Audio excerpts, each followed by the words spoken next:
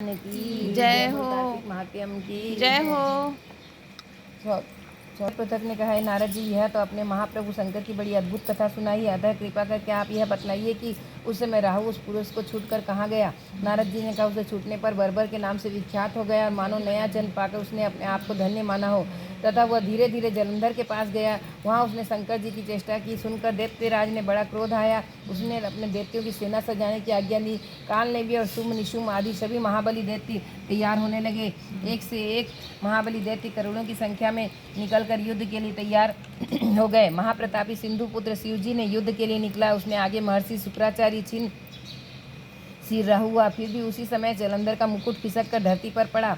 आकाश में मेघ छा गया। बड़े अपशकुन के हुए। उधर इंद्र आदि सब देवता ने एकत्र होकर कैलाश में जाकर शिवजी से सब वृत्तांत कहा कि आपने जलंधर को युद्ध करने के लिए भगवान विष्णु को भेजा था। उसे वर्षवर्ती हो गए हैं। लक्ष्मी सहित जलंधर अधीन होकर के उसके घर में निवास करते हैं। सब देवताओं को निवास करना पड़ रहा है। अतः वह सागर पुत्र आपसे युद्ध करने आ रहा है। अतः आप उसे मारकर हमारी रक्षा करो। देवताओं को यह सब सुनकर शंकर जी ने भगवान विष्णु से पूछा, ऋषिकेश युद्ध में आपने जलंधर का संहार क्यों नहीं किया था? बैकुंठ पर छोड़कर आप उसके घर कैसे चले गए? तब भगवान विष्णु ने हाथ जोड़कर शिवजी से कहा, उसे आपकी अंशी में लक्ष्मी जी का भाई होने के कारण नहीं मारा।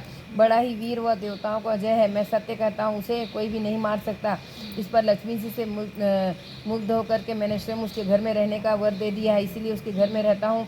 यह सूर्य व विष्णु, आप यहाँ क्या कहते हैं? उस दैत्य जलंधर को अवश्य मारूंगा, इससे कुछ भी संदेह नहीं है। अब आप देवता जलंधर को मेरे द्वारा मारा जाना, अपने स्थान को जाइए। यह शंकर ने ऐसा कहकर देवता संदेह रहित स्थान को चले गए। ठीक उसी समय प्रकामी जलंधर अपने विशाल सेना के साथ कैलाश पर्वत घेरा सिंहनाद करने लगा। दैत्य गुनाश से कोलाहल में शिवजी क्रुद्ध हो गए। उन्होंने अपनी नंदी आदि गणों को उनके साथ युद्ध करने की आज्ञा दी। कैलाश पर्वत के पास भीषण युद्ध होने लगा। दैत्यों ने अपने प्रकार का अस्त्र शस्त्र वर्षा शुरू कर दी और मृदंग, शंख और तीरों के साथ हाथी घोड़ों में रथों को शब्द में धरती कांपने लगी। युद्ध से कटकर मरे हुए हाथी, घोड़े और पैदलों का पहाड़ सा लग गया, जिससे युद्ध भूमि में और भी आयमन हुआ। दैत्यों ने आचरण में शुक्राचार्य ने अपनी मृत संजीवनी विद्या से सब दैत्यों को जिलाने लगे। यह देखकर शिवजीगण व्याकुल हो गए। उसके पास जाकर सारा वृत्तांत सुना। यह सुनकर भगवान रुद्र क्रोध में सीमा न रही। उसने भयंकर रूप से दिशाओं में प्रज्वलित करके उस समय मुख से एक बड़ी भयंकर कन्या उत्पन्न हुई, जिसकी दोनों जंघाएं ताल वृक्ष के समान थी।